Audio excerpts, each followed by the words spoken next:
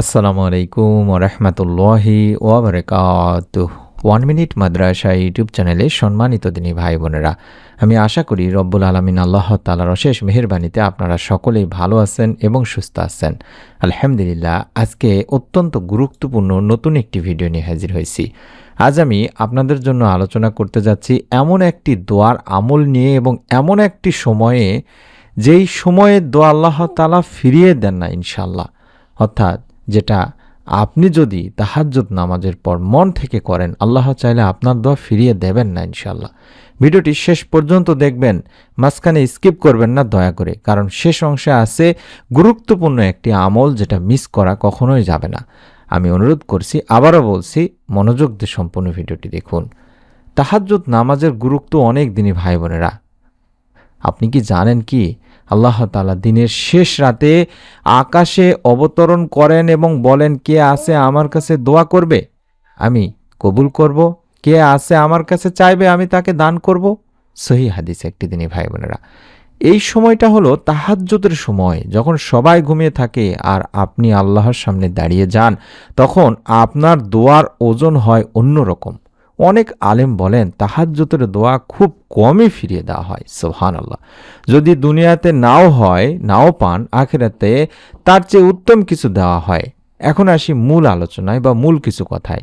মনোযোগ দিয়ে ধৈর্যহারা হবেন না। দুনিয়াতে এমন বিপদের সম্মুখীন হয়েছেন আপনি, হতে পারে রিজিকের সমস্যা, হতে পারে আর্থিক সমস্যা, হতে পারে আপনি কোনো এমন ধরনের সমস্যার মধ্যে পড়েছেন যেটা কাউকেই বলতে পারছেন না, বা দুনিয়ার কোনো কিছুতেই সমাধান আসতেছে না, কিংবা সমাধানের কোনো পথও পাওয়া যাচ্ছে না। বিশেষ করে যারা নেক সন্তান চান, কিংবা যারা অসুখ বিসুখে আছেন, এমন কোনো অসুখ বিসুখে আছেন, কিংবা যাদের একদমই দেয়ালে পিঠ ঠেকে গেছে, তারা এই সময়টিতে আজকের এই আমলটি করবেনই করবেন দিনে ভাই বোনেরা। তাহাজ্জুদ নামাজ কেবল একটি ইবাদত নয়, বরং এটি এমন এক মহান উপায় যার মাধ্যমে একজন বান্দা তার প্রভুর সর্বাধিক নিকটবর্তী হয়। কোরআন ও হাদিসে এমন ইঙ্গিত পাওয়া যায় যে যারা নিয়মিত তাহাজ্জুদ আদায় করেন তারা পরকালে বিশেষ মর্যাদায় ভূষিত হবেন এবং বিনা হিসেবে জান্নাতে প্রবেশের সৌভাগ্য অর্জন করবেন। সুবহানাল্লাহ। আল্লাহ তাআলা তার প্রিয় হাবিব নবী করিম সাল্লাল্লাহু আলাইহি ওয়াসাল্লামকে বিশেষভাবে এই তাহাজ্জুদের আদেশ দিয়েছেন। কোরআনে ইরশাদ হয়েছে, হে চাদরে আবৃত, রাতের কিছু অংশ বাদে দাঁড়িয়ে যাও, সালাত আদায় করো। সূরা মুজাম্মিলে আল্লাহ তাআলা নিজে বলছেন। তাছাড়া হযরত আবু হুরায়রা রাদিয়াল্লাহু তাআলা আনহু থেকেও বর্ণিত আছে, রাসূল পাক সাল্লাল্লাহু আলাইহি ওয়াসাল্লাম ইরশাদ করেন, ফরজ নামাজের পর সর্বোত্তম নামাজ, শ্রেষ্ঠ নামাজ হলো তাহাজ্জুদ, অর্থাৎ রাতের নামাজ। সহিহ মুসলিম, তিরমিজি, নাসাই শরীফের সহিহ একটি হাদিস। অর্থাৎ এই কিয়ামুল লাইল অর্থাৎ রাত জেগে নামাজ আদায় হলো একজন মুমিনের মর্যাদার সিঁড়ি, জান্নাতে যাওয়ার অন্যতম মাধ্যম এবং সফলতার একটি চাবিকাঠি। এটি আল্লাহর একান্ত প্রিয় হওয়ার একটি প্রধান উপায়ও। রাসূল করিম সাল্লাল্লাহু আলাইহি ওয়াসাল্লাম কখনো তাহাজ্জুদ নামাজ ত্যাগ করেননি। ছুটে গেলে তা কাজা করতেন। তিনি নিজে তার নিয়মিত আদায় করতেন এবং সাহাবায়ে কেরামকে অত্যন্ত যত্ন সহকারে উৎসাহিত করতেন। একদিন জিবরাইল আলাইহিস সালাম নবীজিকে একটি অসাধারণ বার্তা দেন। বলেন, হে মুহাম্মদ সাল্লাল্লাহু আলাইহি সাল্লাম, মুমিনের মর্যাদা হলো কিয়ামুল লাইল অর্থাৎ রাতের নামাজ, এবং তার সম্মান হলো মানুষের মুখাপেক্ষী না হওয়া। তাহলে বুঝতে পারছেন কতটা গুরুত্বপূর্ণ একটি কথা। এই রাতে হযরত আয়েশা রাদিয়াল্লাহু তাআলা আনহা দেখলেন যে নবী করিম সাল্লাল্লাহু আলাইহি সাল্লাম তাহাজ্জুদ নামাজে এত দীর্ঘ সময় দাঁড়িয়ে আছেন যে তার মোবারক পা ফুলে গেছে। বিস্মিত হয় তিনি বললেন, আপনি তো এমন একজন যার পূর্ববর্তী ও পরবর্তী সব গুনাহ মাফ করে দেওয়া হয়েছে, তবু এত কষ্ট করছেন। নবী করিম সাল্লাল্লাহু আলাইহি সাল্লাম উত্তরে বললেন, অর্থাৎ তবে কি আমি আল্লাহর একজন কৃতজ্ঞ বান্দা হতে ভালোবাসবো না? সহিহ বুখারী, মুসলিম শরীফের একটি হাদিস। হযরত আবু উমামা রাদিয়াল্লাহু তাআলা আনহু থেকেও বর্ণিত আছে, রাসূল করিম সাল্লাল্লাহু আলাইহি ওয়াসাল্লাম বলেন, তোমরা কিয়ামুল লাইলের প্রতি যত্নবান হও, কেননা এটি তোমাদের পূর্ববর্তী সৎ লোকদের অভ্যাস ছিল। এটি তোমাদের রবের নৈকট্য লাভের উপায়, পাপ মোচনের মাধ্যম এবং গুনাহ থেকে বিরত রাখে। সুবহানাল্লাহ। এছাড়াও তাহাজ্জুদের মর্যাদা ফরজ নামাজের পরে, যেহেতু হযরত আবু হুরায়রা রাদিয়াল্লাহু তাআলা আনহু থেকে বর্ণিত, নবীজি সাল্লাল্লাহু আলাইহি ওয়াসাল্লাম ইরশাদ করেন, রমজানের পর সর্বোত্তম রোজা হচ্ছে মুহররম মাসের রোজা, আর ফরজ নামাজের পরে সর্বোত্তম নামাজ হলো এই রাতের নামাজ। তাহাজ্জুদের নামাজ। এটি সহিহ মুসলিম শরীফের সহিহ একটি হাদিস। তাহাজ্জুদের শারীরিক উপকারিতাও রয়েছে। রাতের শেষ ভাগে এই তাহাজ্জুদ নামাজ মানসিক প্রশান্তি এনে দেয় ও উদ্বেগ হ্রাস করে। ধ্যান ও ইবাদতের মাধ্যমে দুশ্চিন্তা, উদ্বেগ ও চাপ হ্রাস পায় দিনী ভাই বোনেরা। এছাড়াও রাতের শেষ ভাগে মস্তিষ্ক সবচেয়ে সক্রিয় থাকে। এই সময়ের ইবাদত মনোযোগ ও চিন্তা শক্তি বৃদ্ধি করে, সৃজনশীলতা জাগ্রত করে। তাই তাহাজ্জুদ নামাজ কেবল ধর্মীয় দৃষ্টিকোণ থেকেই নয়, বরং শারীরিক ও মানসিক সুস্থতার ক্ষেত্রেও অত্যন্ত গুরুত্বপূর্ণ। এটি অন্তরকে আলোকিত করে, জীবনকে করে পরিশুদ্ধ এবং আল্লাহর রহমতের দরজা খুলে দেন। তাই তো রাসূল পাক সাল্লাল্লাহু আলাইহি ওয়াসাল্লাম কখনোই তাহাজ্জুদ নামাজ ত্যাগ করতেন না এবং সাহাবাদেরকেও অত্যন্ত গুরুত্বের সাথে উৎসাহিত করতেন যে তোমরাও এই নামাজের প্রতি আগ্রহ বোধ করো। এই গুরুত্বপূর্ণ নামাজ আদায় করার পরে আমরা একটি ছোট্ট দোয়া পাঠ করব। নিয়ম মেনে রব্বুল আলামিন চাহে তো আপনার মনে নেক আশা পূরণ হবেই হবে ইনশাআল্লাহ। এই দোয়াটি পড়েছিলেন হযরত মুসা আলাইহিস সালাম। আমি নিয়মটি কিছুক্ষণ পরে শিখিয়ে দেব ইনশাআল্লাহ। ভিডিওটি জুড়ে থাকুন। দুনিয়ার অনেক আমল করেছেন, অনেক উপায় ব্যবস্থা করেছেন, কোনোভাবে যখন কোনো কিছু হয়নি, আজকের এই আমলটি একবার হলেও করবেন। আপনাদের কাছে রিকোয়েস্ট, যেই চ্যানেলেই ভিডিওটি দেখুন না কেন। মুসা আলাইহিস সালাম এই দোয়াটি করেছিলেন যখন তিনি ছিলেন একেবারে নিঃস্ব, একা ও অসহায় দিনী ভাই বোনেরা।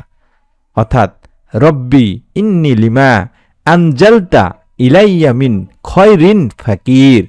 রব্বি ইন্নি লিমা আনজালতা ইলাইয়া মিন খয়রিন ফাকির। এভাবে এই দোয়াটি 21 বার পাঠ করবেন। এখন বলে দিলাম 21 বার পাঠ করার জন্য নিয়মটিও বলে দেব কিছুক্ষণের মধ্যে। দোয়াটি সংগ্রহ করে নিন, মোবাইলে ছবি উঠায় নিন, কিংবা কম্পিউটারে থাকলে আপনারা স্ক্রিনশট নিন, অথবা আপনারা লিখে নিন রব্বি ইন্নি লিমা আনজালতা ইলাইয়া মিন খয়রিন ফাকির। এটি আপনাকে 21 বার গুনে গুনে পড়তে হবে। এর অর্থই হচ্ছে, হে আমার পালনকর্তা, আপনি আমার প্রতি যে কল্যাণ অবতীর্ণ করবেন আমি তারই মুখাপেক্ষী। দিনী ভাই বোনেরা, এই দোয়াতে আপনি আল্লাহকে বলছেন যে হে আল্লাহ, আমি তো কিছুই নই, সব কিছুই আপনার কাছ থেকেই চাই। এই দোয়াটি পড়ার সঠিক নিয়ম হলো, এখন একটু মনোযোগ দিয়ে শুনুন।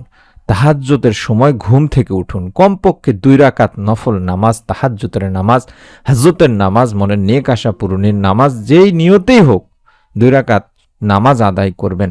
সুন্দর করে ঘুম থেকে উঠে ওযু করে তারপরে নামাজ শেষে অন্তত কম করে হলেও 3 বার দরুদ শরীফ পাঠ করবেন।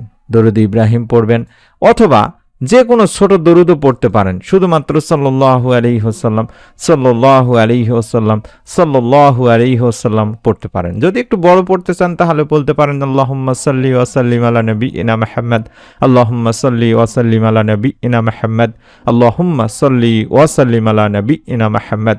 এভাবে অন্তত কম করে হলো 3 বার পড়ার পরে দোয়াটি 21 বার পড়বেন এবং শেষে আবারও 3 বার দরুদ শরীফ পড়বেন। এরপর নিজের ভাষায় আল্লাহকে বলবেন, বাংলা ভাষায় বলবেন। আপনার কষ্ট, আপনার চাওয়া, আপনার অশ্রু, কাঁদতে পারলে কাঁদুন, বেশি বেশি করে কান্না করুন মা ও বোনেরা, কারণ আল্লাহ ভাঙ্গা হৃদয় পছন্দ করেন।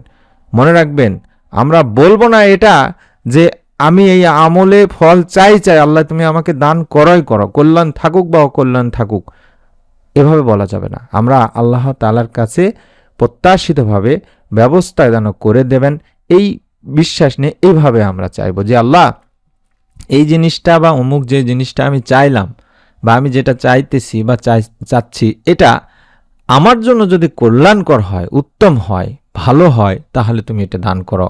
আর এর চাইতেও যদি উত্তম কিছু তুমি আমার জন্য রাখো, তাহলে এই আমলের ওসিলায়, এই আমলের বদৌলতে তুমি আমাকে সেটা দান করো।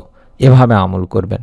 এই আমল করবেন যাদের রিজিকের কষ্ট আছে, বিশেষ করে যারা ঋণে জর্জরিত, যারা নেক সন্তান চান, যাদের বিবাহ আটকে আছে বা বিবাহ ভেঙে যাচ্ছে বারবার, কিংবা পরিবার সংসারে অত্যন্ত অশান্তির মধ্যে আছেন, মানসিক কষ্টে ভুগছেন।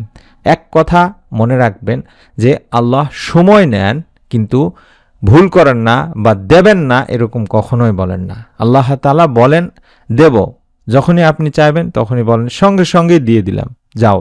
আবার তখন বলেন যে না দেব, এখন না, উত্তম সময়ে দেব। অথবা আল্লাহ তাআলা বলেন যে এর মাধ্যমে আমি তোমাকে দেব, বিপদ থেকে তোমাকে রক্ষা করব। অর্থাৎ আল্লাহ তাআলার সঙ্গে সঙ্গে দিয়ে দেন, আপনি যা চাইলেন সেটাই, আপনি খুশি হলেন। অথবা আপনার জন্য সংরক্ষণ করে রাখলেন, আল্লাহ তাআলা বললেন দেব, কিয়ামতে, কঠিন কিয়ামতের দিন মুসিবতের সময় আপনাকে দান করবেন। অথবা আপনি হয়তোবা চিন্তাও করেন নাই, কোনো একটা দুর্ঘটনা বিপদ আপনার উপরে আসার কথা ছিল, এই আমলের রসিলে আল্লাহ তাআলা সেটা কাটিয়ে দিলেন বা সেখান থেকে আপনাকে রক্ষা করলেন। তাই অনুরোধ করছি, অনেক সময় আমাদের অত্যন্ত প্রিয় জিনিসগুলো ক্ষতি হয়ে যায়। বিশেষ করে যারা গ্রামে থাকেন, হয়তোবা ধান আবাদ সাবাদ করেন, কিংবা হয়তোবা ফলের গাছ সুন্দর, যেখানে খুব ভালো ফল হয়েছে, অনেক সময় বাতাসে বা কোনো প্রাকৃতিক কারণে সেগুলো নষ্ট হয়ে যায়। আমরা অত্যন্ত মন খারাপ করে থাকি। এটা করা যাবে না দিনী ভাই বোনেরা। আল্লাহ তাআলা হয়তোবা সেটার ওসিলায় আপনার জীবনে আসা বড় কোনো বিপদ থেকে আপনাকে রক্ষা করেছেন। আশা করি বুঝতে পেরেছেন। শেষে আপনাদের কাছে একটা কথাই বলবো, আমল মানেই কোনো জাদু নয় বা কোনো সঙ্গে সঙ্গে আপনি পাবেন এরকম না। দোয়া কবুল হবে আল্লাহর ইচ্ছায়, আল্লাহর সময় অনুযায়ী। আল্লাহ যেটা আপনার জন্য উত্তম মনে করেন সেটাই আপনাকে দান করবেন। তাই ধৈর্য ধরুন, নামাজ ছাড়বেন না, হারাম থেকে বাঁচুন। জাস্ট এতটুকুই কথা। আপনারা অবশ্যই নিয়ত করে আজকে এই আমলটি করুন। আপনি যদি এই আমলটি বা এই দোয়াটি পড়ে থাকেন বা পড়বেন মনে করেন, তাহলে মন্তব্যে বা কমেন্টে লিখুন ইনশাআল্লাহ আমি আমলটি করব, বা ইনশাআল্লাহ লিখুন। ভিডিওটি আপনারা শেয়ার করবেন, অন্তত একজনের কাছে হলেও ভিডিওটি শেয়ার করার অনুরোধ করছি। যতজন দেখবেন ততজন, অন্তত একজনের কাছে হলেও, আপনার হয়তোবা সকলেরই কেউ না কেউ একজন থাকেনি, তার কাছে অন্তত ভিডিওটি শেয়ার করে দিন, সওয়াবের আশায়। অবশ্যই অবশ্যই, এবং অবশ্যই চ্যানেলটি সাবস্ক্রাইব করে রাখুন, কারণ এখানে আপনি নিয়মিত আমল, নিরাপদ দোয়া, সহি দোয়া, হৃদয় ছুঁয়ে যাওয়ার মতো কিছু কথা আমি শেয়ার করি ইনশাআল্লাহ। আল্লাহ রাব্বুল আলামিন আমাদের সকলকে আমাদের হালাল আশা আকাঙ্ক্ষাগুলো পূরণ করুন। এই আমলের ওসিলায় আমাদের মনের নেক আশা পূরণের সুসংবাদ দান করুন। আমিন। আসসালামু আলাইকুম ওয়া রাহমাতুল্লাহি ওয়া বারাকাতুহু।